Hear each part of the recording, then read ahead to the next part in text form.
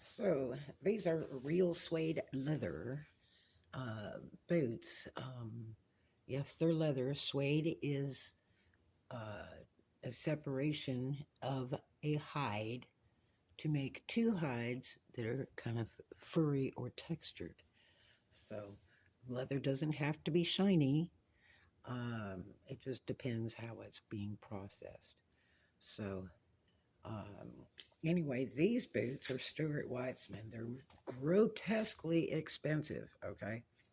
They're really, really well made and they're very nice. I bought these dirt cheap used.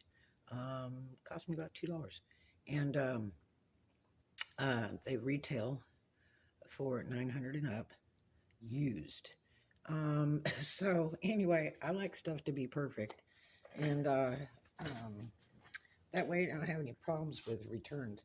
But these, I've already conditioned them with 303 on the soles. And they have just very, very, very little wear. Okay. And they're already listed on eBay. But I had a lot of wear here where some of the black lightened up a little bit. And so it needed to be redyed. I'd already brushed them and stuff. And these I retreated the other day on this side. And this side, I'm going to redo this. See how it looks kind of chalky there? That's from scrunching them down and wearing against each other and stuff. But they're ultimately like in outrageously good condition. I mean, these have not been worn too many times at all. Yeah, they're absolutely beautiful. But I like them to be perfect. So if you can see the lightness there, this side did really, really, really well. And I mean, the ideal thing is a leather dye. You just have to make sure that it's going to be good with the suede and use it lightly, because you don't want it to flatten it down and make it like a smooth leather and leave it that way. The best option is really take it to a shoemaker, but they're far and few between. And I just don't have the money to do that, but they really know their stuff. Using things like liquid pen ink, India ink that's permanent. This one is not permanent. Permanent ink, because it never comes out, would work. And you just have to process it right. Good suede shoe brush. Got this at Walmart in the auto section, actually. And this is very nice. So we aren't going to use this because it's not permanent. But you only want to use a little at a time, just to get it to take some of the dye. You don't want to over dye it so it rubs off. And these are great. These are under $20 at Walmart. This is a new product at Walmart by the same company, where you can buy one or two of them at a time, which is really ideal. And this is the fine writing one. Like, you can use this on the edge of a shoe if you don't have the shoe edge dye. And this is a paintbrush style. And these, I think, were like $4 for the pair. So that's a brand new thing they're doing now, where they're just selling a few of them in packages. I like the alcohol dye markers. Would love to get a set of those. They're Bianco's or something like that. Love to have a set of those in like the 100 plan, so that you can use it on fabric and stuff. My daughter used stuff like this to paint t-shirts with, and it doesn't come out.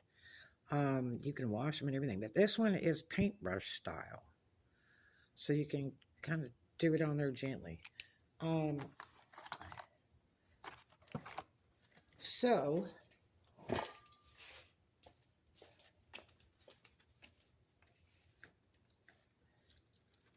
what I want to do is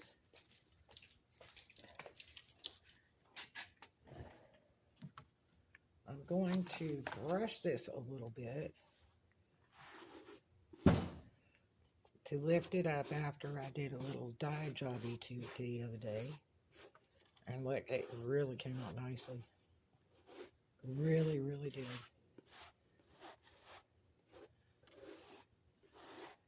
These are so smooth, they were like velvet. I have never felt suede that was really this nice. Not in jackets, not in nothing.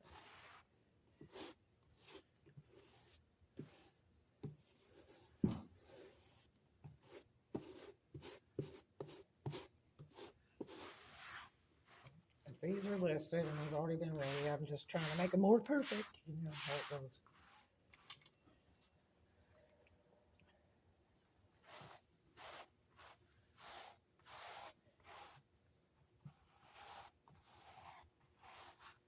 So real gently. Don't beat it to death.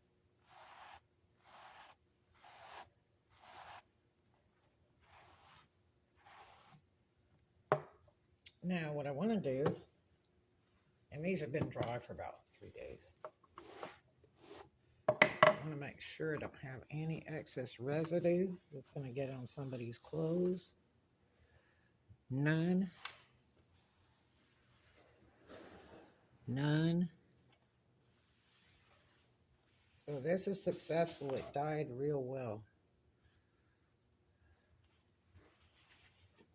So we're not going to have any residue come off on someone's clothing. So it did pretty darn good, I would say.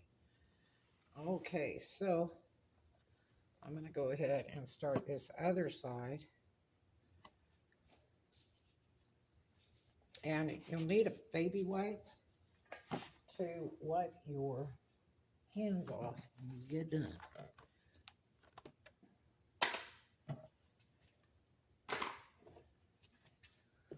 So let's see what we got here. But these have already been cleaned up and brushed. You can brush a lot of stuff out of suede before you have to use any spray cleaners or anything. So kind of put it in there and wipe it with my finger so it blends it in. I'm going to come in here and do a little bit in here. You can go all different directions so it gets into the pelt. It's like working fur. You want to get it from every direction.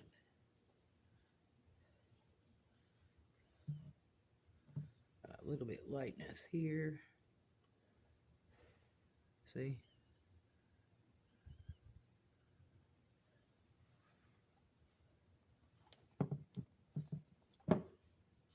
Like I say, I already did the other side the other day.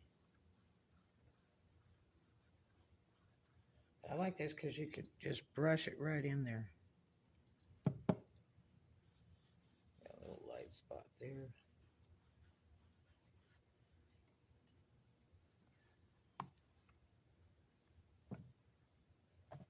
See, there's big white spots here from it being scratched.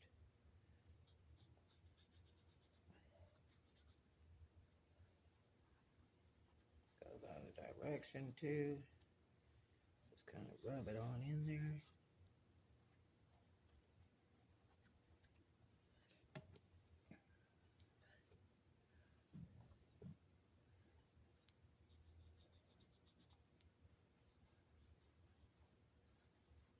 I'm going to get it right down in that.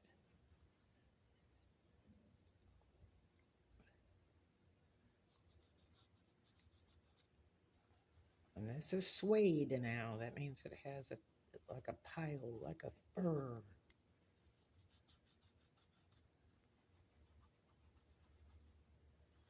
It's like doing really short hair or something.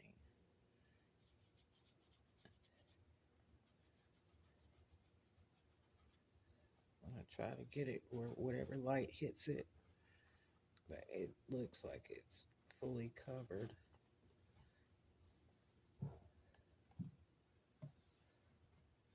They're gorgeous boots. I just wanted them perfect.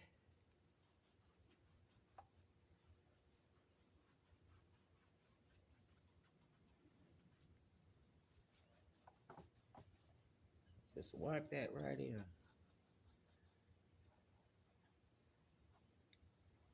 We don't want it to be like extremely thick or anything, so we can always go back and do it some more later when it's dried, because we want to make sure it still has that furriness to it. It doesn't settle down into a plain leather like gluing the fibers together.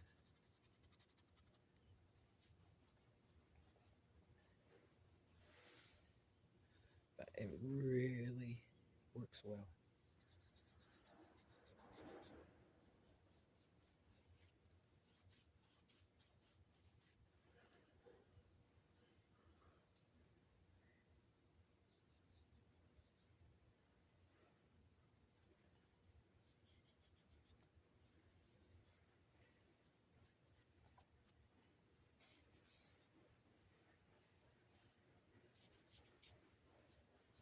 Check this front edge for wear. This looks good. All this looks pretty darn good. That should dry nicely, and I'll start on the other boot. A little bit more over here.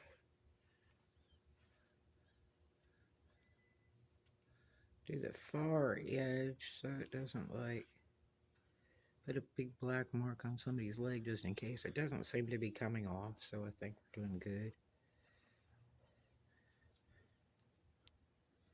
I just want it looking just so perfect because I'm selling them for a lot of money and I want this buyer to be ultimately happy. So I'm going to try to get them as perfect as I can. Saves on returns. Sometimes the camera doesn't pick up everything.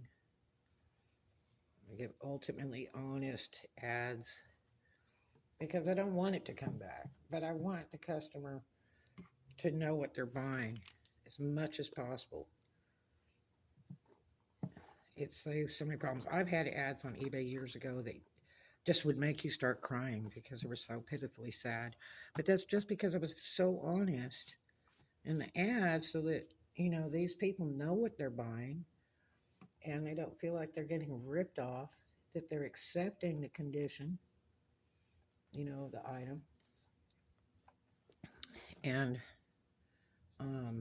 that way we don't have any real serious problems because, again, there's a lot of stuff you can't pick up by camera. I went and I bought a $600 camera years ago just for eBay so I could get in and zoom in and photograph jewelry. And let me tell you, the details of jewelry, you have to really have a good camera for that to get right on in there.